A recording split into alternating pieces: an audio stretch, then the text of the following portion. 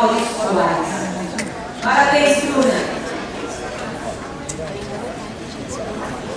Segundo colocado, a atividade de relações públicas e a relevância da comunicação dos processos de crises organizacionais com o público interno.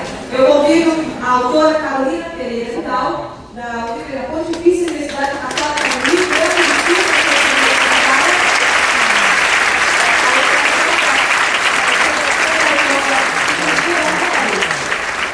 parabéns, Carolina.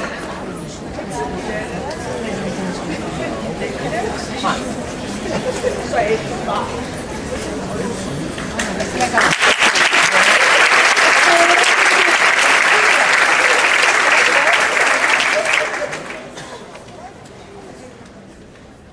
Primeiro colocado, a auditoria virtual como nova modalidade comunicacional dos sites locais das universidades da região metropolitana de Porto Alegre, Rio Grande do Sul.